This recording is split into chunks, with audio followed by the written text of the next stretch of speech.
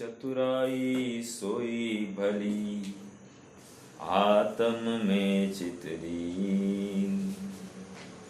पर धन पर मन हरन को, वेश्याहु परवीन। मतलब इतना ही है, जीव समझदार तो हर जगह पर होता है, लेकिन जहाँ सच्चे या सत्यार्थ समझदारी है, उस समझदारी को इसने नासमझी कर दी है और इसीलिए संसार में भटक रहा है, अर्थात परतंत्र होकर भटक रहा है, अर्थात अपने बंध के रास्ते स्वयं ने खोज लिए हैं और निरंतर बंधन को प्राप्त हो रहा है। सा विद्या या विमुक्त है, अर्थात विद्या वही थी जो मुझे मुक्ति के लिए या मुक्ति पथ पर ले जाती, लेकिन मैंने अधिक ज्ञान अर्जन करके और कुछ नहीं किया, मैंने बंधन के ही रास्ते ढूंढ निकाले हैं। अच्छा, बंधन के रास्ते मैंने स्वयं अपने अपने स्वतंत्रता से ढूंढ निकाले हैं और इसमें मैं शेकी बगाड़ता हूँ। जीव इतना वर्तमान का क्षयोक्षम प्राप्त करके विरोध के लिए विरोध करे तो सुखी कभी नहीं हो सकता। कल बहुत अच्छी मतलब मेरे कल्पना में थोड़ी सी बातें आई, मैं सोच रहा था तो मैंने लिखा परतंत्रता क्या है। 5-7 पंक्तियां लिखी, लेकिन लिखा परतंत्रता क्या है। यह वही समझ सकता है जो गुलाम बन गया हो। परतंत्रता कौन समझ सकता है? जो गुलाम बन गया हो और हताश हो। उसे समझाया जाता है कि तू स्वयं अपने को गुलाम क्यों महसूस करता है। अरे तू स्वयं गुलाम क्यों महसूस कर रहा है? तू परतंत्र है ही नहीं। मान लो मान तुंगा आचार्य को कौन परतंत्र कर रहा है और वे मान रहे हैं क्या स्वयं को परतंत्र। अर्थात परतंत्रता यह भी अपनी मन की उपज है। आज भी वर्तमान में भी भले इस देह के साथ में मैं रहता हुआ भी मैं परतंत्र नहीं हूँ, ऐसी विशुद्ध भावना इस जीव को इतना उत्साह भरा देती है कि वो अपने स्व के ओर अपने उपयोग को ढाल सकता है। इतना विश्वास उसको अंदर आ जाता है। आगे, जिसने ये नक्की किया है कि विशिष्ट प्रकार की गुलामी अर्थात मुझे अच्छी लगती है इसलिए वो स्वतंत्रता है, और कोई गुलामी स्वीकार नहीं क्योंकि वह स्वयं को बंधनों में पड़ा महसूस करता हूं, तो वो अच्छी नहीं है। सब कल्पना में। हाँ, एक गुलामी उसको अच्छी लग रही है और एक गुलामी उसको बुरी लग रही है, तो क्या गुलामी तो गुलामी ही है। दोनों एक जैसी होते हुए भी, दोनों का फल एक होते हुए, एक में इष्ट बुद्धि और एक में अनिष्ट बुद्धि क्यों है? हमको इस बात का विचार करना चाहिए। और देखो, प्रामाणिक होकर विचार करना। हाँ, देखो क्या लिखा मैंने, क्योंकि गुलामी तो गुलामी ही है। उस गुलामी का पूरा परिज्ञान नहीं हो तो क्या होगा? उसके अभाव का योग्य उपाय नहीं करेगा और जीव तो रागी द्वेषी बना रहेगा। अर्थात प्राप्त प्रसंग में कोई बड़ी उपलब्धि नहीं होगी। समझ में आ रहा है क्या? कदाचित अपनी इच्छा के अनुसार कार्य बन भी जाए, लेकिन उसका फल अंततोगत्वा संसार परिभ्रमण ही है। हमने यदि ध्येय निश्चित किया है कि हाँ, मुझे इस संसार परिभ्रमण से अब निवृत्त होना है, अर्थात मुझे अब मोक्ष मार्ग में प्रयाण करना है, तो आओ संभल लो और एक कदम विशुद्धि की तरफ बढ़ा लो। अर्थात यथार्थ निर्णय करने का दम भर दो, अर्थात स्वयं को सच्चे मार्ग पर ले जाने के लिए कटिबद्ध कर लो। और सत्यता कड़वी होते हुए भी उसका फल मीठा होता है। इसलिए इस कड़वी दवाई को पीते हुए भी भय मत करो, डर मत करो, तुम तो आगे बढ़ो। समझ में आ रहा है? हाँ जी। हमारा प्रकरण ज्ञान ज्ञेय विभाग अधिकार। ज्ञान ज्ञेय विभाग अधिकार के माध्यम से ये जितने शरीर, मन, वाणी, ये ज्ञेय है और मेरा ज्ञान ज्ञान है। तो ऐसा ज्ञान और ज्ञेय ये भेद मैं कर नहीं पा रहा हूँ, ये तकलीफ हो रही है। नाटक समय सारे करेगा तो मैं ये भेद कर नहीं पा रहा हूँ और ये मेरी गलती हो रही है। समझ में आ रहा है क्या? एक नाटक समय सार में बहुत अच्छा छंद आया है। छंद ये है कि दो द्रव्य मिलकर एक कार्य कभी कर नहीं सकते, एक परिणाम नहीं कर सकते, और दो कार्य एक द्रव्य अकेला कर नहीं सकता। दूसरी दो बातें समझ में आ रही है क्या? दो द्रव्य मिलकर एक परिणाम नहीं कर सकते और एक कार्य दो द्रव्य नहीं, मैं क्या कह रहा था? दो द्रव्य मिलकर एक परिणाम नहीं कर सकते और एक मिनट, एक द्रव्य दो कार्य, हाँ, एक द्रव्य दो कार्य नहीं कर सकते। अब देखो, अब जिसको ये बात स्वीकार हो रही है ना, उसको वस्तु स्वरूप समझ में आ जाएगा। और एक बात चल रही है बंधन की। देखो, धर्म द्रव्य, अधर्म द्रव्य, आकाश द्रव्य और काल द्रव्य, ये बंद होता ही नहीं यहाँ पर। ओके, एक तो ये चारों को तो हटा दो, ये ना जीव को बंधन में डालते हैं या जीव के साथ बंध करते, ऐसा कुछ भी नहीं है। तो इनका और जीव के साथ में कुछ भी तकलीफ नहीं है, नोक झोंक नहीं चलती है। अब देखो दूसरी बात, दो जीवों में भी आपस में परस्पर बंधन नहीं होता। अभी जो बंधन हमने मान लिए उसको मोह की संज्ञा दी जाएगी, लेकिन साक्षात बंध गए हैं एक साथ, ऐसा तो हो सकता नहीं। क्यों? वैसी स्वभावगत योग्यता ही नहीं है कि दो जीव स्वयं आपस में मिल जाए। अब दो जीव भी चले गए, अब बचा क्या? हाँ, पुद्गल आपस में बंध सकते हैं। एक वे आपस में बंधे तो भी हमको क्या तकलीफ है? कोई तकलीफ नहीं है। तो पुद्गल बन जाए तो भी वैसी कोई हमको तकलीफ नहीं है। अब तकलीफ कहाँ है?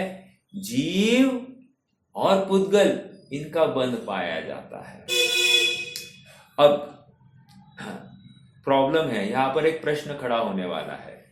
यहां पर सारी चर्चा अब जो की जा रही है 163, 64, 65, 162 गाथा भी, तो चर्चा ये चल रही है कि जीव स्वतंत्रता से, स्वभाव से ही इन पुद्गल अवस्था को प्राप्त हो रहा है।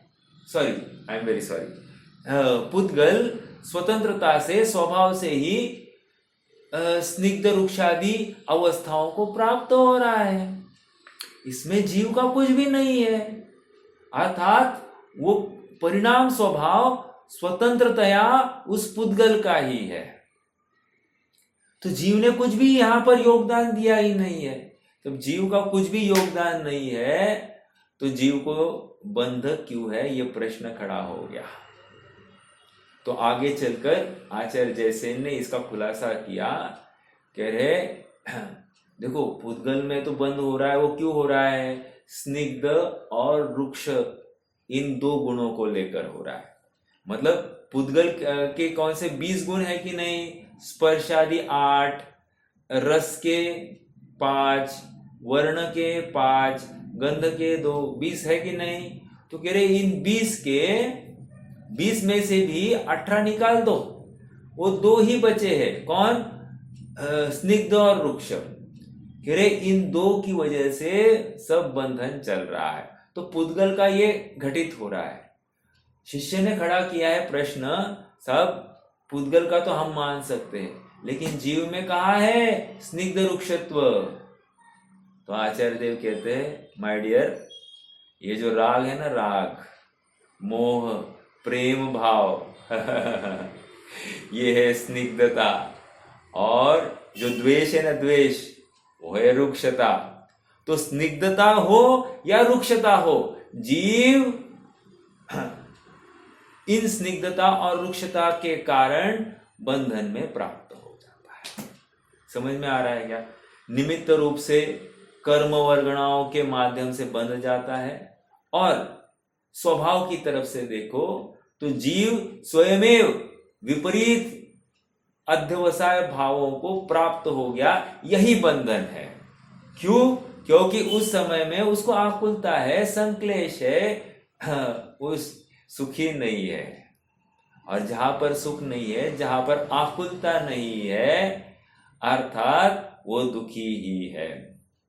इसलिए जो सुखी होना चाहता है उसको एक सूत्र तत्वर सूत्र में दिया है, शरीर काय स्वभावो वा, जगत काय स्वभावो वा संवेग वैराग्यार्थम। अर्थात वैराग्य का कारण क्या है? तो कह रहे जगत का और काय का स्वरूप देख लो। ये काय क्षण प्रति क्षण परिणमित हो रही है, मेरे इच्छा के विपरीत जा रही है, और तो भी मुझे खबर नहीं है। मैं इसकी मेंटेनेंस में दिन रात समर्पित कर रहा हूं, और ये मेरे अनुसार नहीं चल रही है। आज बहुत अच्छी बात सुनी डॉक्टर साहब के एक प्रवचन में, अच्छा तर्क था। उन्होंने क्या कहा, हाँ, चौथे काल के स्टार्टिंग में जीवों की अवगाहना कितनी थी? 500 धनुष। 500 धनुष अवगाहना वाला वो खाते कितने थे? सारा एक टाइम भोजन करते थे, एक ही टाइम भोजन करते थे।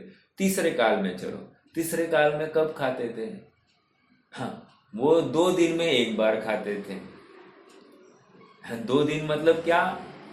हाँ, आज एक खाया, कल कुछ नहीं खाना, परसों दिन सुबह खाना। तो 2 दिन बाद, 2 दिन का इंटरवल, 48 घंटे का गैप होता था। उसके पहले दूसरे काल में चलो तो 48 घंटे नहीं, वहां पर 72 घंटों का गैप। मैं बराबर कह रहा हूं ना? गैप बढ़ता था। अब वो थोड़ा काल में चेंज आएगा तो देख लेंगे, बट गैप बढ़ता था। और सुनो, उत्तर आप ऊपर जाओगे, खाने की मात्रा कम और शरीर की अवगाहना ज्यादा। समझ में आ रहा है क्या? आज कंपैरेटिवली शरीर की अवगाहना कम हुई है और खाने की मात्रा धमाधम चालू है। हाँ, कितना खा रहा है इसको हिसाब ही नहीं, लेकिन खाना बढ़ रहा है और अवगाहना कम हो रही है। खाना बढ़ रहा है, शक्ति कम हो रही है। अब ये क्या है? कह रहे ये सब पुद्गल की रचना है। वहां उस समय में कम खा रहे थे तो भी वे इतने बड़े कैसे? कह रहे वो पुद्गल की रचना है। आज इतना ज्यादा खा रहे तो भी अवगाहना इतनी कम कैसे? ये भी पुद्गल की रचना है। स्वयं में अपनी योग्यता से पुद्गल की स्वतंत्र ऐसी रचना हो रही है। जीव इसका कुछ भी करता नहीं है। आप पकड़ रहे हैं क्या? तो ये थॉट प्रोसेस हमको लगानी पड़ेगी। इससे क्या लाभ हुआ? इससे लाभ ये हो रहा है कि अपन इस शरीर मन वाणी के कर्ता नहीं है, ये नक्की हो रहा है ना। क्यों? अरे वो इतना सा खा रहा है लेकिन बल कितना था, और हम इतना खा रहे हैं धमाधम धमाधम धमाधम और बीमार पड़ रहे हैं। क्या करना चाहिए? क्या करना चाहिए? अर्थात इस शरीर का कर्ता मैं हूं, इस भावना से ही निवृत्त होना चाहिए। समझदारी इसी में है। तो भावना से निवृत्त हो जाएंगे तो क्या होगा? उसका कर्तृत्व अपने माथे पर नहीं होगा। कर्तृत्व अपने माथे पर नहीं होगा तो क्या होगा? अर्थात मैं परद्रव्य का कर्ता नहीं बन रहा हूं ना। जब तक मैं विकल्पों में भी परद्रव्य का कर्ता बन के बैठा हूं, तब तक मैं अज्ञानता की ओट में हूं। मैं इसको ठीक करता हूं, मैं इसको अठीक करता हूं। ये सब प्रयास गलत है। सुंदर दिखने के जो कोई प्रयास ये जीव करता है, कह रहे ये सब पुद्गल की रचना है, तुझे लग रहा है तू कर रहा है। ओ देखो, हम कितना भ्रम पाल रहे हैं हमको ही इसकी खबर नहीं है। पार्लर्स में जाकर या फिर कुछ हम अपना अभ्यंग वो क्या कहते हैं स्नान करते हैं ना, थोड़ा सा तेल मर्दन करके, ये सब जितना जो कुछ कर रहे हैं हम कर क्या रहे हैं? हम सुंदर दिखने के पीछे ये सब कर रहे हैं। और सुंदरता ये पुद्गल स्वयं अपना परिणाम से कर रहा है और तू उस द्रव्य का कर्ता बन के बैठा है। तो इसलिए आज स्टार्टिंग में कहा ना, दो द्रव्य मिलकर एक द्रव्य का काम नहीं कर सकते, अर्थात एक परिणाम नहीं कर सकते। और एक द्रव्य दो द्रव्य के कार्य नहीं कर सकता। अब तकलीफ ये हो गई है, जीव स्वयं का तो कार्य करना ही चाह रहा है, प्लस वो पुद्गल का भी कार्य करना चाह रहा है। शरीर को कृश करूं, शरीर को ठीक रखूं, ये भी लग रहा है, और मैं परिणाम सुधारूं, ये भी इसको मालूम है। तो दो दो काम का कर्ता बन के बैठा है। Is it possible? Logically is not possible. लेकिन अज्ञानता में भ्रमवश ये ऐसा गुलाम हो गया है, ये शरीर का भी गुलाम बन गया है, और ये गुलामी हमको समझ में नहीं आ रही है। और इस गुलामी के पीछे हम चाहे उसके साथ लड़ झगड़ रहे हैं, चाहे उसके साथ में, जिसमें बेतुकी हो रही है, मतलब कोई उपलब्धि नहीं हो रही है। समझ में आ रहा है? कदाचित लड़ने झगड़ने के प्रसंग नहीं हो, लेकिन अज्ञानता का तो पोषण हो ही रहा है ना। समझ में आ रहा है क्या? हाँ, कल परसों रक्षाबंधन का हमने पर्व मनाया होगा। अब हमको हम में से कितने जनों को खेद बरता होगा कि भाई ये रक्षाबंधन सचमुच बंधन है। अगर बंधन ही करना है तो हमको रक्षा ही करनी है, तो आपने रत्नत्रय धर्म की रक्षा क्यों नहीं कर रहे हैं? हम अन्य बातों में क्यों लगे हैं? अगर हमको रक्षा ही करनी है तो जैन जिनागम के विश्व मतलब जिनागम के रहस्यों का हम रक्षण करने के लिए क्यों कटिबद्ध नहीं हो रहे हैं? ये भी तो रक्षण करने की ही तो बातें हैं। अब आज एक बहुत अच्छी बात सुनी, बहुत अच्छी बात मुझे अच्छी लगी। जैसे आज की तारीख में धर्म की शिक्षा एक कंपल्सरी टॉपिक बनना चाहिए। क्या कहा? धर्म की शिक्षा, चाहे आप लौकिक शिक्षा कोई भी पढ़ाओ, कोई प्रॉब्लम नहीं, लेकिन धर्म की शिक्षा ये एक कंपल्सरी टॉपिक बनना ही चाहिए। क्यों? क्योंकि कारण दिया। कारण ऐसा आया, एक लड़की रेडियोलॉजिस्ट हो रही है, डॉक्टर, और उसने शादी की एक मुस्लिम ड्राइवर के साथ में। अब देखो इतने में और सब वो लव जिहाद आदि आदि सब घटनाएं हो गई, कितनी बहुत बड़ी तकलीफ हो गई। आगे जो कुछ हुआ होगा हो गया होगा। अपनी लड़कियां बाहर जा रही है, ये इसका कारण क्या है? थोड़ा सा शांति से विचार करो। कारण क्या है? कारण एक ये तत्वज्ञान से विमुख है, जैन तत्वज्ञान से विमुख है, इसलिए कंपल्सरी टॉपिक होना ही चाहिए। पहले जिनागम की शिक्षा, फिर लौकिक शिक्षा। समझ में आ रहा है क्या? अपने धर्म के प्रति आस्था नहीं है और अन्य धर्मों के प्रति आस्था, ये कैसी शिक्षा दे रहे हैं हम आज? और हम स्वयं अपने बच्चों को उस आग की भट्टी में ढकेल रहे हैं, और बाद में कोई गलत कदम उठाने के बाद में हम उनको कोसते बैठते हैं। कोसना हमको स्वयं को चाहिए, हम दूसरों को कोस रहे। बहुत अच्छा तर्क था। शिक्षा मतलब हमको धर्म की शिक्षा ये कंपल्सरी टॉपिक होना ही चाहिए। हर जैन बालक को ये कंपल्सरी टॉपिक होना ही चाहिए। क्यों? आप देखना, इसके बल पर लाख प्रतिकूलता आए, उन प्रतिकूलता में खड़े रहने की सामर्थ्य ये धर्म देता है। अरे आत्महत्या एक झटके में कर लेते हैं, डिवोर्स एक झटके में कर लेते हैं, लेकिन वो सहिष्णुता, वो गंभीरता इस जिनागम के बल पर है। समझ में आ रहा है? ये मन की बात मैंने आप सबके साथ में रक्षा पर्व के बल पर मैंने ये साझा कर दी, क्योंकि रक्षा ही करनी है ना, तो हम क्यों कूप मंडूक वृत्ति रखेंगे? हमारी वृत्ति एकदम व्यापक हो जाए, और फिर व्यापकता के नाम पर सच्चे धर्म में ही आगे बढ़ो ना आप।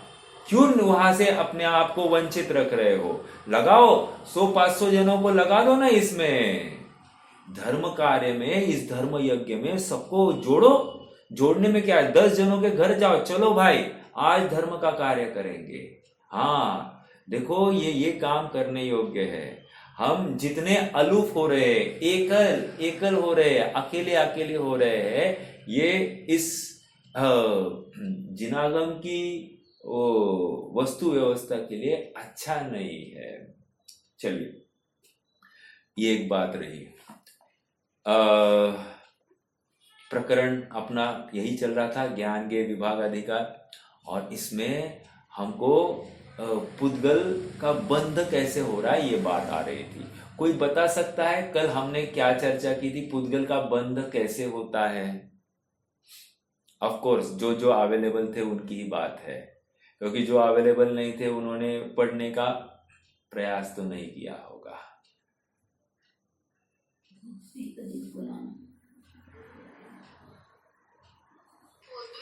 हाँ, कह रहे हैं पुद्गल का बंध स्वयं पुद्गल के कारण हो रहा है, स्वभावगत। क्या स्वभावगत योग्यता है? तो अगली गाथा में कह रहे हैं। पहली गाथा में क्या कहा, 163 में कह रहे हैं कि शब्द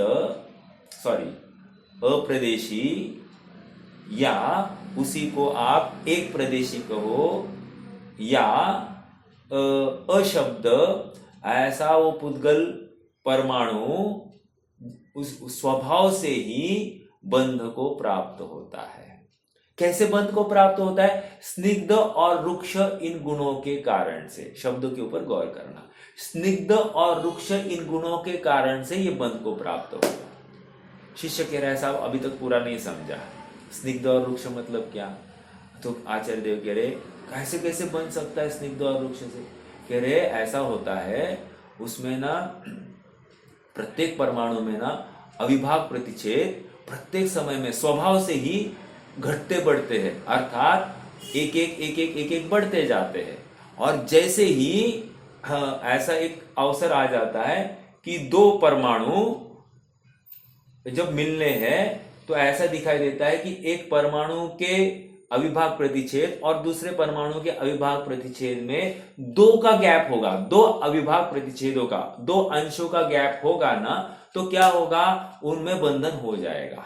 फिर डरो मत, उस समय में एक परमाणु रुक्ष होगा और एक परमाणु स्निग्ध होगा, तो भी उनका बंधन हो जाएगा। या उल्टा भी हो सकता है कि दोनों परमाणु स्निग्ध हो, या ऐसा भी हो सकता है कि दोनों परमाणु रुक्ष भी हो, तो भी उनका बंधन हो सकता है। आप पकड़ रहे हो क्या? तो कह रहे हैं बंधन के उन्होंने क्राइटेरिया दिए, और वो बंधन कैसे हुआ? कह रहे हैं स्निग्ध और रुक्ष इन गुणों के कारण, प्लस उनके अविभाग प्रतिच्छेद ऐसे बढ़ते या घटते जाते हैं, तो बराबर वे अविभाग प्रतिच्छेद में 2 का अंतर आएगा, उस समय में उनका बंधन हो जाएगा। सुनो, अगर जघन्य अंतर होगा, जघन्य अंतर मतलब अविभाग प्रतिच्छेद 1 का डिफरेंस होगा, ओके, तो बंधन नहीं होगा। एक एग्जांपल देता हूं ना, देखो, जैसे हमको क्या लगता है, कोई लिक्विड है, लिक्विड आपस में बंधता होगा कि नहीं बंधता होगा? हमेशा बनता है क्या? देखो, मान लो पानी है और घी है, दोनों बंधते हैं क्या? उनका +2 नहीं होता, तो उनका +2 नहीं हुआ। समझ में आया क्या? उनके अविभाग प्रतिच्छेदों में +2 नहीं हुआ, तो उनका बंधन नहीं होगा। समझ में आया? अब देखो, और अपन वेल्डिंग करते, तो वेल्डिंग करते उस समय में क्या हो रहा है, 2 लोहे के बर्तनों को हम जोड़ने की कोशिश करें, तो उसको कैसे जोड़ा? एक वेल्डिंग रॉड की तरफ से। तो वेल्डिंग रॉड के माध्यम से हमने उन दोनों के क्षेत्रों में, प्रदेशों पर हमने क्या किया, +2 वाला कोई परमाणु डाल दिया। ये भाषा है कहने की, लेकिन +2 वाला हुआ तभी जाकर वे 2 लोहे के स्कंद जुड़ गए। आप पकड़ रहे मेरी बात को? अब ये ऐसा आप दिन भर चाहे वहां करते जाइए, आपको आप यही पाओगे। अगर कार्य जुड़ान का हो गया है तो 100% यहाँ पर +2 के अविभाग प्रतिच्छेद पाए जाएंगे। अगर कार्य जुड़ान का नहीं हुआ है तो यहाँ पर +2 के अविभाग प्रतिच्छेद नहीं होंगे, या तो 1 होगा या तो 3 अधिक होंगे। समझ में आ रहा है? 2 नहीं होगा अधिक। तो ये बात अविभाग प्रतिच्छेदों के माध्यम से कह रहे कि ऐसा बंधन हो जाता है। किसका? पुद्गल का होता है। क्यों हुआ ऐसा पुद्गलों का? बस स्वभाव से हो गया है। अब ज्यादा मत पूछो, क्योंकि स्वभाव में कोई तर्क नहीं चलता। ओके, हाँ। अब देखो अपन थोड़ा सा पढ़ेंगे, गाथा का पाठ करते हैं पहले एक बार। Page number 284। हाँ। अपदेशो परमाणु पदे समेतोद समय सदोजो निद्धो वालुखो वादुपदेशादित्तमणु भवदी एगुत्तरं मेघादि अणुसनिद्धत्तणं च लोकत्तं परिणामादो भणिदं जाव अनन्तत्तमणु भवति निद्धावा लुक्खावा अणुपरिणामा समाव विषमावा समदो दुरिधिगा जदि गच्छन्ति आदिपरिहीणाम्। हरिगीत।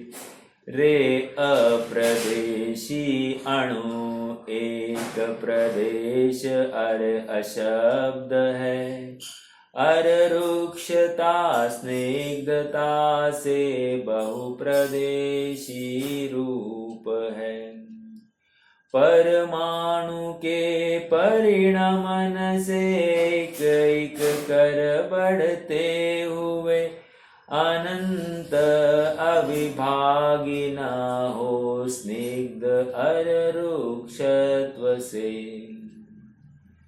परमाणुओं का परिणमन सम विषम अर स्निग्ध हो, अर रुक्ष हो तो बंद हो, दो अधिक पर न जघन्य हो। आ गया?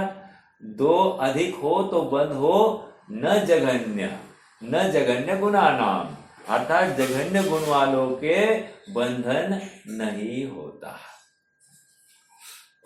अपन ने चर्चा करी है, आप सबको याद होगा क्या? जैसे जीव के भी एक विशिष्ट काल में बंधन नहीं होता। वो बंधन क्यों नहीं हो रहा है? कह रहे उस समय में स्निग्धता या रुक्षता के अंश जघन्य होते हैं। तो क्या हो गया? उस समय में इस जीव को बंध नहीं होता। स्निग्धता मतलब राग और द्वेष जघन्य, और जघन्य होने से उसको बंध नहीं होता। समझ में आ रहा है क्या? न जघन्य गुणा नाम। ऐसा कहाँ होता है न जघन्य गुणा नाम? कह रहे पहले दर्शन मोह का क्षय होते समय में बंध नहीं होता, एक। और दूसरा चारित्र मोह का क्षय होते समय में वहां पर भी बंध नहीं होता। ऐसे 2 अवस्थाओं में बंध नहीं होता। क्यों?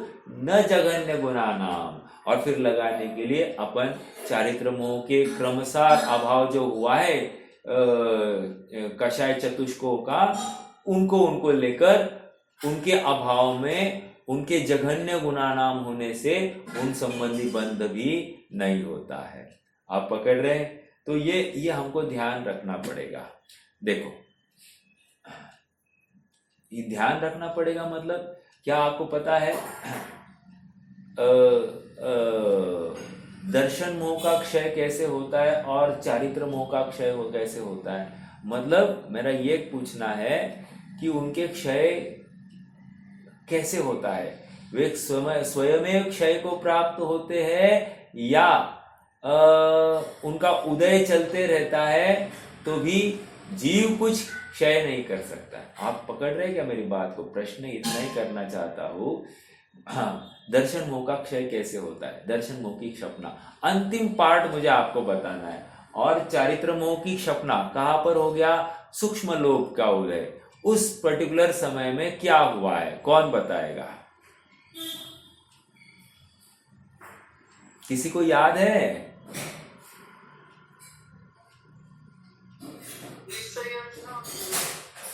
विसंयोजना।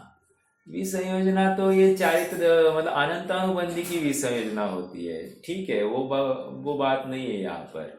मैं ये पूछ रहा हूँ कि बंद क्यों नहीं हो गया दर्शन मोह की क्षपना के समय में? विसंयोजना हो गई, उसके बाद में दर्शन मोह का टुकड़ा तो है ना, तो बंद हो रहा है अभी भी। तो कह रहे दर्शन मोह का उदय है और उदय रहते हुए भी उसका अभाव कैसे होगा? प्रश्न तो ये है।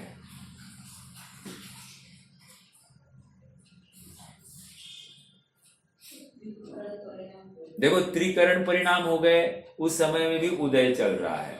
उसके बाद में क्या हो गया? कह रहे हैं अधकरण, अपूर्वकरण, अनिवृत्तिकरण हो गया। उसके बाद में क्या हो गया? टुकड़ा हो गया, टुकड़ा हो गया, टुकड़ा। अभी आगे चलकर क्या हो रहा है कि उसका इतना बारीक टुकड़ा हो रहा है, किसका? दर्शन मोह का, कि उससे बारीक टुकड़ा नहीं हो सकता। अब बारीक टुकड़ा नहीं हो सकता, इसको कहते हैं कृष्टि। कृष्टि तो कह रहे कृष्टि, पहले बादल कृष्टि होती है, फिर सूक्ष्म कृष्टि होती है। अब सूक्ष्म कृष्टि के बाद में अब इससे छोटा टुकड़ा किसी भी परिणाम से नहीं हो सकता। तो उस समय में क्या होता है कि दर्शन मोह की प्रकृति का उदय पाया जा रहा है। ओके, और उदय पाया जा रहा है, लेकिन बंद नहीं हो रहा है जीव को। क्यों नहीं हो रहा है? क्योंकि न जघन्य गुणानाम, अर्थात जघन्य अविभाग प्रतिच्छेद होता है, उस समय में बंधन नहीं होता है। चर्चा किए, याद है क्या? अभी सेम बात क्या हो रही है? वहां चारित्र मोह में हो रही है। 10वें गुणस्थान में किसका उदय है? 9वें गुणस्थान के अंत में बादर लोभ का उदय है। 10वें गुणस्थान में आ गया सूक्ष्म लोभ का उदय है।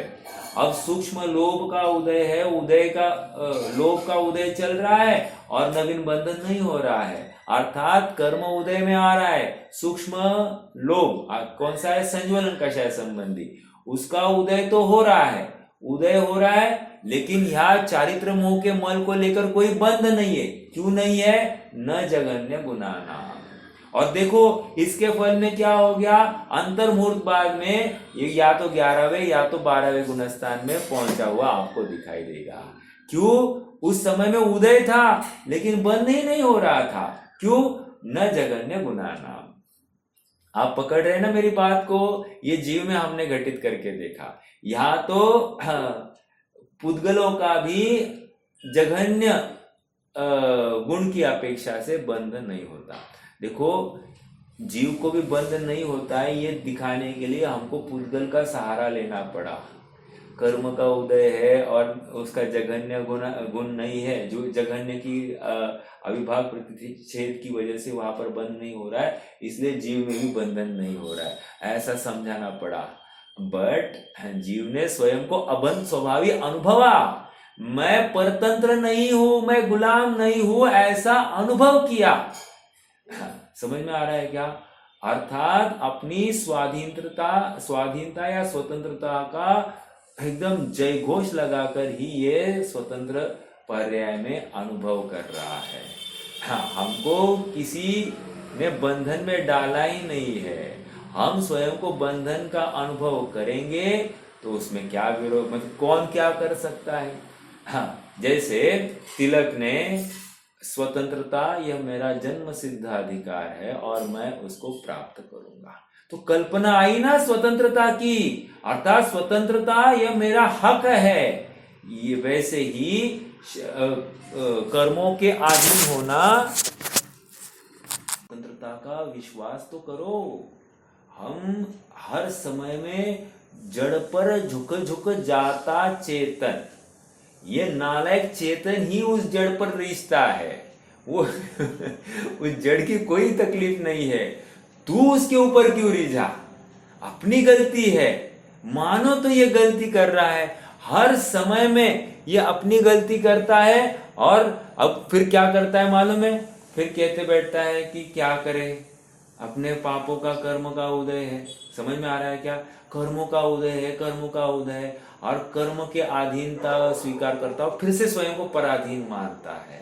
अपन ने पाप किए है ना, मेरे कर्म ही फूटे हैं बोलता है, कर्म फूटे हैं बोलकर फिर से कर्म की अधीनता है, और इसका दुख मुझे भोगना पड़ेगा। इसको कह रहे उस समय में भी तू स्वतंत्र है, तू चिंतन करने में, अर्थात ये तेरे ज्ञान का गेय हुआ है ना, उस समय में तू, हे जीव, तू ये स्वीकार क्यों नहीं करता है कि तू स्वतंत्र है, तू उसके अधीन नहीं है आज की डेट में भी। हाँ, ऐसा स्वतंत्रता का जय घोष हमको प्रत्येक समय में लगाना पड़ेगा। गुलामगिरी कितने दिन करनी है? और सुनो, कर्मों को दोष नहीं देंगे अभी इसके आगे कि कर्मों ने हमें बांध रखा है। नो, मैंने स्वयं को पराधीन समझा है। आज और एक बात अच्छी सुनी थी, आपको आप सबके साथ जोड़ता हूं। हाँ, ये कह रहे हैं, ये प्रवचन इस समय में होना है और ये वचन निकलने हैं, ये कब नक्की हुआ?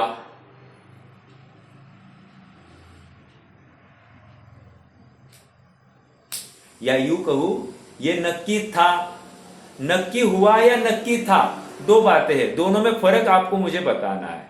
ये प्रवचन और यही शब्द निकलने हैं, ये नक्की था या नक्की हुआ?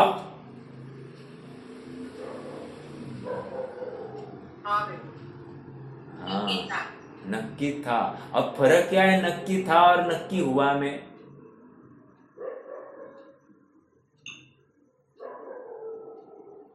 पहले से ही निश्चित था। अरे बराबर है, लेकिन नक्की हुआ कैसे कहेंगे? नक्की हुआ मतलब क्या? यस, कर्तृत्व आ गया, और यहां पर कोई कर्तृत्व नहीं है, सब सुव्यवस्थित स्व समय में जिस पुद्गल परमाणु का जैसा परिणमन होना है वैसा हो रहा है, जिस जीव का जिस समय में जैसा परिणाम होना है वैसा हो रहा है। ओ, इतनी स्वतंत्रता, नक्की नक्की की बात चल रही है, अर्थात ये वाणी ऐसी ही खिरनी है। समझ में आ रहा है क्या? देखो, और एक बात, एक शब्द आया था कल, मतलब 163वीं गाथा में क्या आया? अशब्द, अर्थात पुद्गल द्रव्य अशब्द है, ऐसा कहा है। इसका अर्थ कौन समझाएगा मुझे? पुद्गल द्रव्य अशब्द है,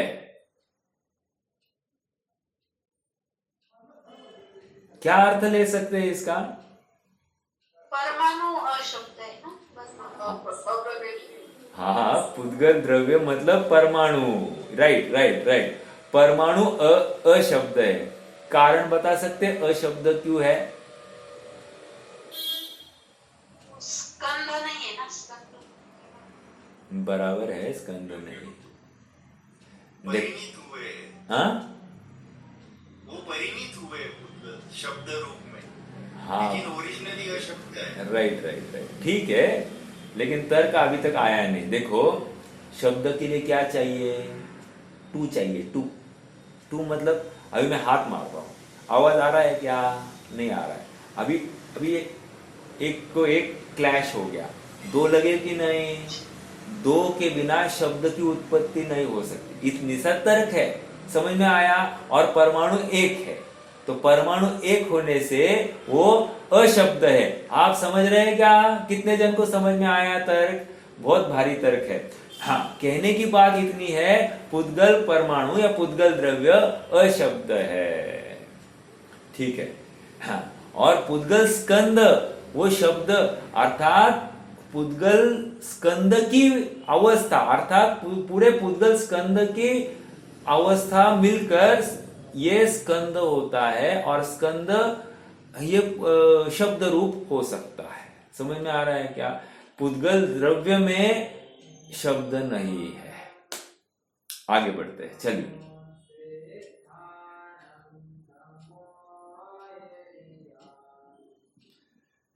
देखो, अपन ने कल पढ़ा था एक्चुअली, आज फिर से पढ़ लेते हैं। अप्रदेशी और प्रदेश मात्र अशब्द परमाणु स्निग्ध तथा रुक्ष होता हुआ द्विप्रदेशादि पने का अनुभव करता है। 163 का अंश आया यहाँ पर। क्या कहा? अप्रदेशी और प्रदेश मात्र। अब ये दो शब्द आया यहाँ पर। मेरा प्रश्न है आप सबसे, अप्रदेशी और प्रदेश मात्र का में अंतर क्या है या एकार्थवाची है?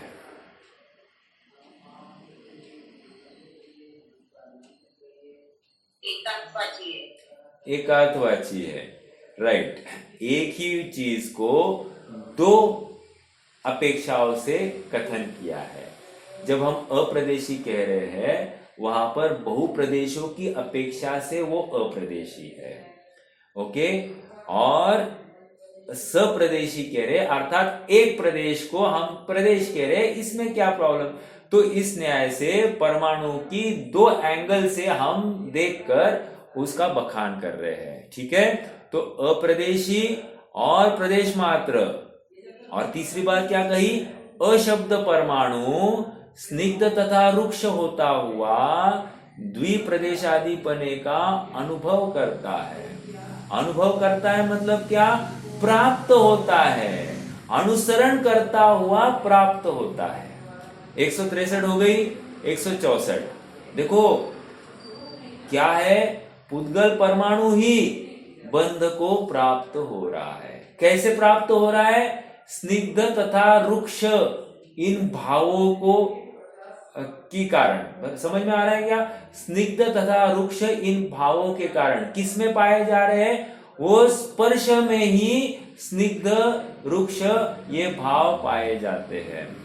हल्का भारी, कठोर नरम, ये सब बातें हैं। लेकिन वो रूखा चिकना जो है ना, रूखा चिकना, इसको कह रहे स्निग्ध रुक्ष।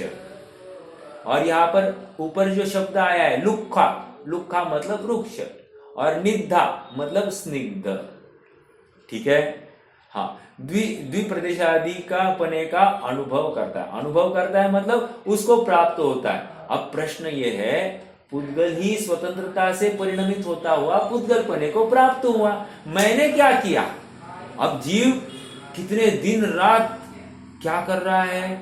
इस शरीर को स्वस्थ लो, श्वास लो, श्वास छोड़ो, प्राणायाम करो, याव करो, ट्याव करो, ब्रीदिंग करो, ये करो, वो करो, स्वस्थ रहेंगे। बराबर है कि नहीं? खाना पचाना है, क्या करना? बहुत श्वास लीजिए, अच्छे से श्वास लीजिए, तुम्हारा खाना पच जाएगा। पुद्गल का कर्ता बन रहा है, अर्थात जीव दिन रात इस पुद्गल का कर रहा। इसको सुंदर रखने के लिए कितना प्रयास कर रहा है, रोग हो गया उसके अभाव के लिए कितना प्रयास कर रहा है, अर्थात जीव उस पुद्गल का कर्ता बन रहा है ना। नहीं देखो, अज्ञानी भी करता हुआ दिखाई देता है, लेकिन उसको खेद है कि ये हो रहा है, मेरा पुरुषार्थ स्वभाव में नहीं हो रहा है, उसको खेद है। हमको खेद नहीं है, अर्थात हम करता है, और जिसको खेद है वो कर्ता बनता नहीं है। अर्थात चारित्र मोहवश वो कार्य हो रहा है, लेकिन अभिप्राय में वो जानता है कि जीव ये कर नहीं सकता। ये अभिप्राय अपनी बात करता करता जब भी कह रहे हैं ना, यहाँ पर अभिप्राय की मुख्यता से, अर्थात श्रद्धा की मुख्यता से कथन समझना। आप पकड़ रहे मेरी बात को? देखो क्या कह रहे हैं, परमाणु की सेकेंड बात, अभी 164 और 165 के भाव, परमाणु के परिणमन के कारण। अब क्या कह रहे हैं? परमाणु के परिणमन स्वभाव के कारण। अब परिणमन स्वभाव किसका कह रहे हैं? परमाणु का अपना परिणमन स्वभाव है, जीव का परिणमन स्वभाव नहीं कह रहे हैं। सुनो महत्वपूर्ण बात, हमको क्या लगा है, ये कर्म बंद हुआ, मैंने विकार किया इसलिए कर्म बंद हुआ।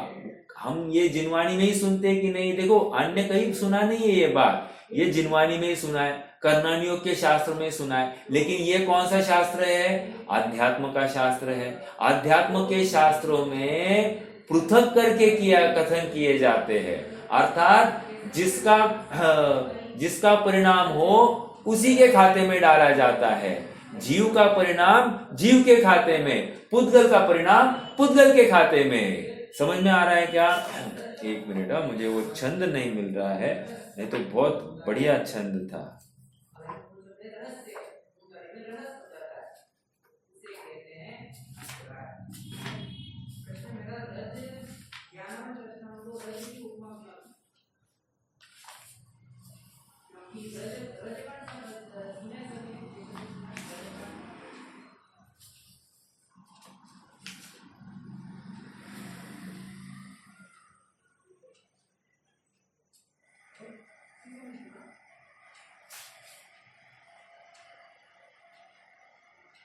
हाँ, आ गया। कर्ता कर्म क्रिया द्वार है इधर नाटक समय सार में, पेज नंबर 73। वहां पर छंद नंबर 10 है। एक परिणाम नाम के न करता दरब दोई। क्या कह रहे? एक परिणाम के न करता दरब दोई, दोई परिणाम एक दरवन धर तू है। ये समझ में आ रहा है क्या? पहले क्या कहा? एक परिणाम के कर्ता दो द्रव्य नहीं हो सकते। एक परिणाम और द्रव्य दो, मतलब दो द्रव्य मिलकर हम क्या कह रहे कि एक परिणाम के कर्ता दोनों। जैसे ये हाथ हिला, किसने हिलाया? कह रहे जीव और पुद्गल ने मिलकर हिलाया। रॉन्ग। क्या कह रहे हैं? जीव और पुद्गल ने मिलकर ये हाथ हिला, ऐसा नहीं हो सकता। हो, ये कह रहे एक परिणाम के न करता दरब दोई, दोई परिणाम एक दर्व न धर तू है। और दो परिणाम एक द्रव्य कर नहीं सकता, ये नियम है, स्वभाव है प्रत्येक द्रव्य का। ओके, एक कर तुति दोई दर्व कबहु न करे, दोई कर तुति एक दर्व न कर तू है। अब नास्ति पर फिर से यही बात कही आगे। जीव पुद्गल एक खेत अवगाही दो, जीव और पुद्गल दोनों एक क्षेत्र में अवगाहन कर रहे हैं। ओके, अपने अपने रूप को नटर तू है। अपने अपने रूप को कोई छोड़ नहीं रहा है, अर्थात जीव अपने जानन पने के, ज्ञान पने के ही परिणाम का कर्ता हो रहा है, और पुद्गल अपने स्पर्श रस गंध वर्ण वाले परिणाम का ही कर्ता हो रहा है। पुद्गल इस चेतन का कार्य नहीं कर रहा है, अर्थात जानने का कार्य नहीं कर रहा है, और चेतन ये स्पर्श आदि का कार्य नहीं कर रहा है। ओके, जीव पुद्गल एक खेत अवगाही दो, अपने अपने रूप को नटर तू है। जड़ परिणाम निको करता है पुद्गल, चिदानंद चेतन स्वभाव आचर तू है। अल्लाह इसमें कंक्लूजन दे दिया क्या? जड़ परिणाम निको करता है पुद्गल, और चिदानंद चेतन स्वभाव आचर तू है। चिदानंद चेतन मात्र चेतन स्वभाव का आचरण करता है, और पुद्गल अपने जड़ता के परिणाम को आचरण करता है। बस अब हो गई बात। सेम बात चल रही है कि नहीं अपनी? देखो, कर्ता कर्म अधिकार में भी यही बात आ रही है, यही बात यहाँ पर कह रहे हैं। क्या? पुद्गल पुद्गलपने से परिणमित हो रहा है, और उसमें कारण कौन है? स्वयं पुद्गल। कैसे सो पुद्गल? क्योंकि पुद्गल का स्वभाव ही है स्निग्ध रुक्षता के कारण बंध को प्राप्त होना। और सुनो कैसे बंध को प्राप्त हुआ? देखो, उसमें ना वे अविभाग प्रतिच्छेद स्वयं घटते बढ़ते रहते हैं बराबर। ऐसे एक परिणाम बढ़ गया अविभाग प्रतिच्छेद, तो बराबर सोने के जाति का हो सकता है, और अविभाग प्रतिच्छेद बढ़ गए तो और वो हीरे के जाति का हो सकता है। अविभाग प्रतिच्छेद घट गए तो मान लो वो पारे के जाति का हो सकता है, और अविभाग प्रतिच्छेद घट गए तो तेल के जाति के हो सकता है, और अविभाग प्रतिच्छेद घट गए तो फिर वो दूध आदि के जाति का हो सकता है, और अविभाग प्रतिच्छेद घट गए तो कदाचित हो सकता है पानी के जाति का हो सकता है वो परमाणु। और अविभाग प्रतिच्छेद घट जाए तो मान लो कपास जैसा हो सकता है, लोहा हो सकता है। अरे वो बस अविभाग प्रतिच्छेद घट जाए ना, घटने बढ़ने से ऐसा ये परमाणु कोई भी जाति का हो सकता, कोई भी जाति का, उसमें कोई ये नहीं है कि ये परमाणु इसी विशिष्ट जाति का बना रहेगा, ऐसा कोई भी ये नहीं है, मतलब लिमिटेशन नहीं है, वो बदल सकता है। समझ में आ रहा है क्या? हाँ जी। परमाणु के, ये कहां से लाया? परमाणु के परिणमन स्वभाव के कारण एक अविभागी प्रतिच्छेद से लेकर एक एक बढ़ते हुए जब तक अनंत अविभागी प्रतिच्छेद पने को प्राप्त हो। आप विचार तो कीजिए, एक अविभाग प्रतिच्छेद से अनंत अविभाग प्रतिच्छेद तक वो परमाणु के वेरिएशंस पाए जाएंगे, और उस वेरिएशन में कितने प्रकार के परमाणु खड़े हो सकते हैं। आप पकड़ रहे हैं क्या? अर्थात वेरिएशंस देखो, अनंत प्रकार के पुद्गल स्कंद खड़े हो सकते हैं, प्रकार हमको गिनाए खाली 22-23 जो कुछ है, उसमें से 5 जीव के संपर्क में आते हैं, लेकिन कह रहे अनंत भी संभव है। कैसे संभव है? ये अनंत अविभागी प्रतिच्छेद है ना, बस एक एक मैच करते जाओ, अलग अलग आपके कॉम्बिनेशंस बनते जाएंगे। जब तक अनंत पने अर्थात अनंत अविभागी प्रतिच्छेद पने को प्राप्त हो तब तक स्निग्धत्व और रुक्षत्व है। और एक देखो, एक से लेकर अनंत तक स्निग्धत्व का पैरामीटर लीजिए, एक से लेकर अनंत तक रुक्षत्व का पैरामीटर लीजिए। अब लगाइए ना कितने सारे परम्यूटेशन कॉम्बिनेशन। पहले तो हमने मात्र एक से अनंत तक के किए, अब स्निग्धता को लेकर अलग से करो और रुक्षता को लेकर अलग से करो, कितने परम्यूटेशन कॉम्बिनेशन हो रहे हैं।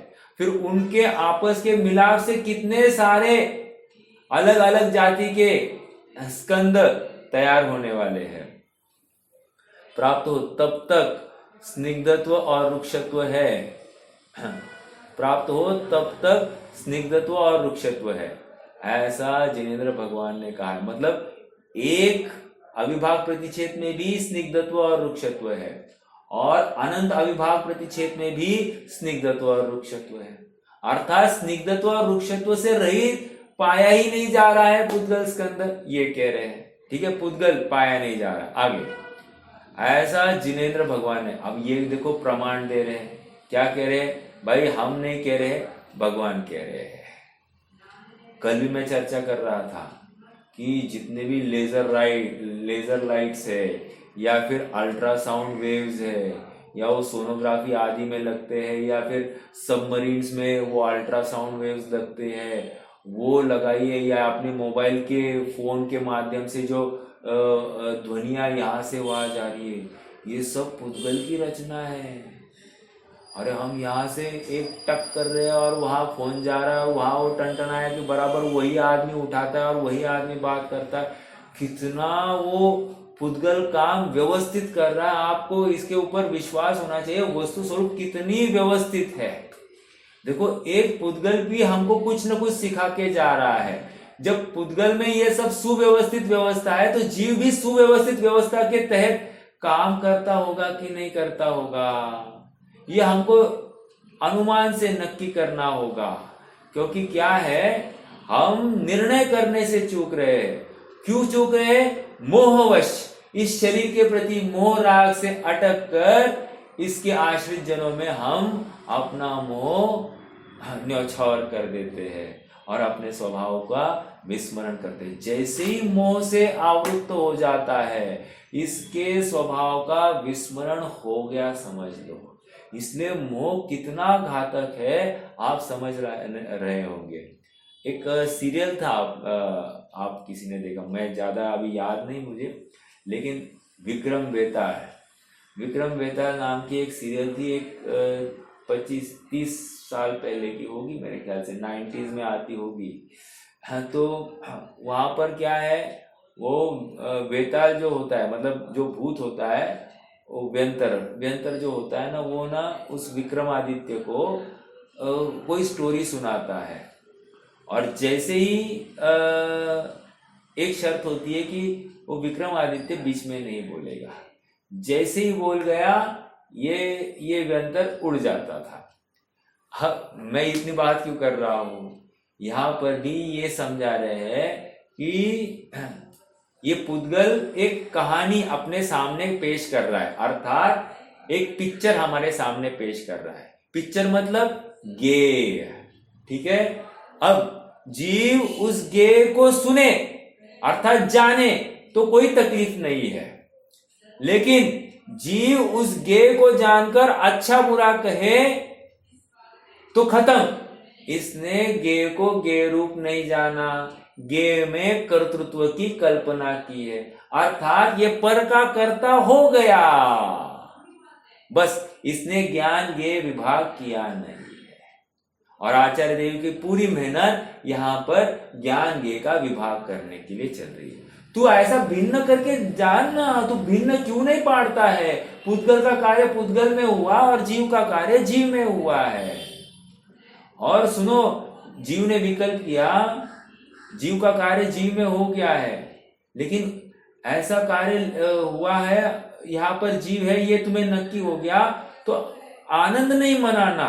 क्यों आनंद नहीं मनाना? क्योंकि उस समय में अरे जीव बाहर में प्रवृत्ति कर रहा है, नियम से आकुल है, संक्लेश युक्त है, कषायवान है, और कषायवान जीव सुख थोड़ी प्रदान करता है, और जीव का स्वभाव सुखी होना है, और ये सुख का निर्णय करता नहीं है, तब तक ऐसा बाहर ही संतप्त होता रहेगा।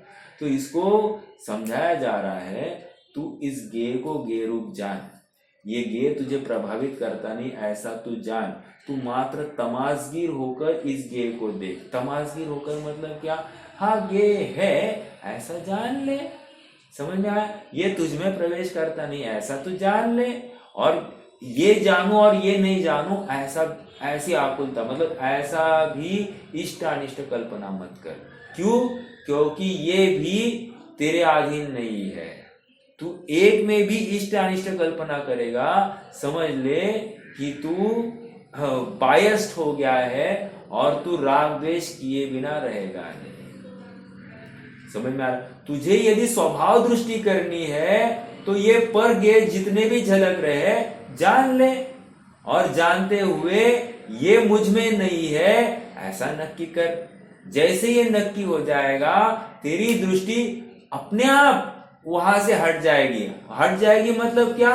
राग हुआ नहीं, द्वेष हुआ नहीं। तो राग हुआ नहीं, द्वेष हुआ नहीं, क्या हो गया? स्निग्धता नहीं, रुक्षता नहीं, अपने आप तू साम्य भाव में आ गया। अर्थात न जघन्य गुना नाम का सूत्र लगने से अब बंध नहीं होगा। आप पकड़ रहे क्या? ये बात होने वाली है। देखो आगे बढ़ते हैं अपन। मैंने बहुत आगे की प्रोसेस बताई, बट यहाँ पर देखते हैं। 164 गाथा का भी बात हो गई, अब आगे 165 की गाथा। परमाणु परिणाम स्निग्ध हो या रुक्ष हो, सम अंश वाले हो या विषम अंश वाले हो। सम अंश मतलब क्या? 2, 4, 6, 8 ऐसा अविभाग प्रतिच्छेद अंश वाले हो, या विषम अंश मतलब 1, 3, 5, 7 ऐसे विषम अंश वाले हो। तो इससे क्या हो गया? यदि समान से 2 अधिक अंश वाले हो तो बनते हैं। परमाणु कब बनते हैं? समानता से 2 अधिक अंश होने चाहिए। देखो ना कितनी विशिष्ट बात है। 2 अधिक अंश चाहिए तो ही जाकर वे बनते हैं। बनते हैं, जघन्य अंश वाले नहीं बनते। हाँ, अब जब भी हमको दिखाई दे 2 का बॉन्ड नहीं हो रहा है तो समझ लेना ये जघन्य अंश नहीं है, जघन्य अंश नहीं है, सॉरी जघन्य अंश है, इसलिए बंधन नहीं है। इन गाथाओं का भाव आचार्य अमृतचंद्र तत्व प्रतिदिका टीका में इस प्रकार स्पष्ट करते हैं। परमाणु 2 आदि प्रदेशों के अभाव के कारण अप्रदेशी और एक प्रदेश के सद्भाव के कारण प्रदेश मात्र है, तथा स्वयं अनेक परमाणु द्रव्यात्मक शब्द पर्याय की प्रकटता असंभव होने से अशब्द है। महत्वपूर्ण बात क्या कह रहे हैं? अनेक परमाणु द्रव्यात्मक शब्द पर्याय की प्रकटता असंभव होने से।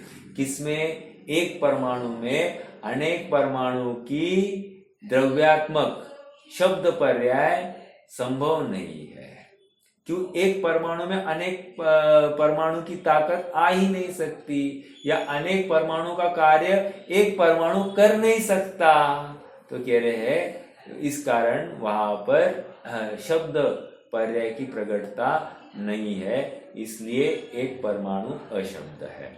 आगे 4 स्पर्श, 5 रस, 2 गंध और 5 वर्ण। देखो यहां पर 4 स्पर्श लिए हैं। क्यों लिए होंगे?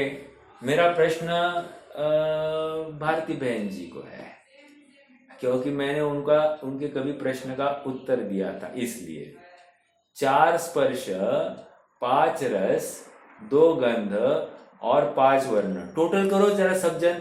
4 और 5 9, 9 और 2 9 और 2 11, 11 और 5 16। हाँ, तो कितने होने चाहिए थे? 4 स्पर्श 20 होने चाहिए। तो यहाँ पर 4 क्यों कहा?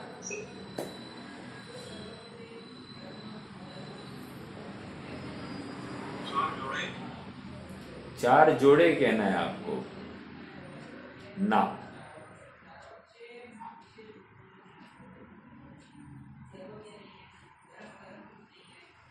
और कौन बोलेगा?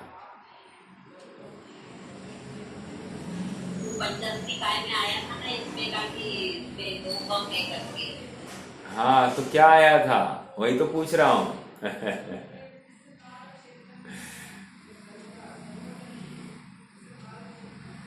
अरे पुद्गल परमाणु में 4 ही अवस्थाएं होती है। समझ में आ रहा है क्या?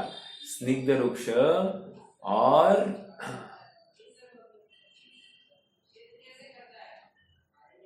ठंडा गरम, एक और कोई है जोड़ा। तो ये 4 ही अवस्थाएं होती है, बाकी की 2 अवस्थाएं नहीं होती है। समझ में आ रहा है? इसलिए 4 लिखी है। ओके, नथिंग, कोई बड़ी बात नहीं है। परमाणु में 4 ही अवस्थाएं होती है।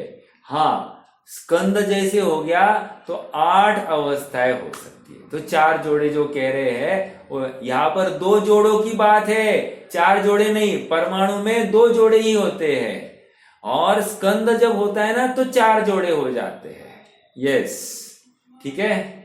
हाँ जी,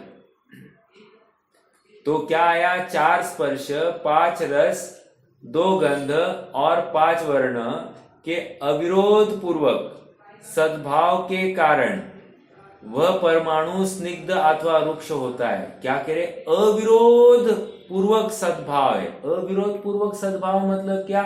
अरे स्वभाव में कोई विरोध हो ही नहीं सकता। स्वभाव का विरोध क्या कौन करे? संभव ही नहीं है। कह रहे अविरोध पूर्वक सद्भाव होने के कारण वह परमाणु स्निग्ध अथवा रुक्ष होता है, इसलिए उसे पिंड पर्याय परिणति रूप द्विप्रदेशादिपने की अनुभूति होती है। हाँ, अर्थात परमाणु पिंड रूप क्यों हुआ? तो कह रहे हैं अपने स्निग्ध तथा रुक्ष भावों के सद्भाव के कारण। ठीक है, और ऐसे रुक्ष या स्निग्ध भावों का विरोध नहीं है। विरोध नहीं है मतलब क्या? मान लो कभी स्निग्ध है कभी रुक्ष है, ऐसा हो सकता है क्या? बिल्कुल हो सकता है। वही परमाणु किसी काल में स्निग्ध है, वही परमाणु किसी काल में रुक्ष भी हो सकता है। Everything is possible. समझ में आ रहा है क्या? तो ऐसा परिणमन वो स्वभाव से उस परमाणु में है, इसलिए ये कैसे हुआ? कोई कारण नहीं है। क्या एक आध उदाहरण आप बता सकते हैं क्या कि एक आध परमाणु स्निग्धता से रुक्षता की तरफ बढ़ गया? ऐसा आपको कोई नजर में आया है क्या?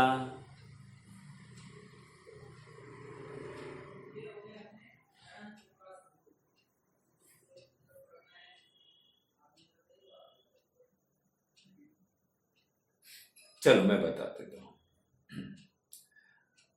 हाँ, कोई बता रहा था क्या? नहीं। नहीं, वो वृक्ष का स्निग्ध मालूम है, वो गुड़ में अगर कंकर हो तो, लेकिन स्निग्ध का वृक्ष। हाँ, आपको ये कहना है कि 1 किलो गुड़ है और उसमें 50 ग्राम पत्थर की पाउडर डाल दो, होगा कि नहीं बन? हो सकता है, ठीक है। आपका इस तरफ संकेत होगा शायद। और ऐसा भी हो सकता है क्या, 1 किलो पत्थर है चूरा और उसमें 10 ग्राम गुड़ डालो, क्या होगा? वो स्निग्ध भी रुक्ष हो जाएगा। समझ में आया? ये तो ठीक है। मैं अगली बात कर रहा हूं। हाँ, मान लो एक आध प्लास्टिक की कोई चीज है अपने पास में, राइट? तो आप देखना थोड़े दिन बाद वो प्लास्टिक है ना सड़ने लगता है। कितने जनों ने नोटिस किया है मुझे मालूम नहीं। सड़ने लगता है मतलब क्या? उसकी ग्लेज तो उतर जाती है और वो रूखा रूखा सा होने लगता है और ना ब्रिटल भी होने लगता है। तो ये क्यों हुआ है? उसका स्निग्धपना अब रुक्षपने में कन्वर्ट हो रहा है। तो किसने किया? हाँ, तो कोई कहे तुमने ठीक से इस्तेमाल नहीं किया, तुमने बहुत धूप में रखा होगा, ये आदि आदि अनेक तर्क दिए जाते हैं। लेकिन यहाँ पर अगर आप तत्व ज्ञान की बात मानो या वस्तु स्वरूप की बात मानो तो ये कह रहे स्वयं वो वस्तु अपनी उपादानगत योग्यता से अर्थात अविरोध स्वभाव के कारण ऐसे परिणाम को प्राप्त हो गई है। देखो, अब ये जब हमारे ज्ञान में ये बात आ गई तो क्या हो जाएगा? उस संबंधी अपना विकल्प कितना शून्य हो जाएगा कि नहीं। देखो, ये अभ्यास करना है, ऐसा ही अभ्यास करना।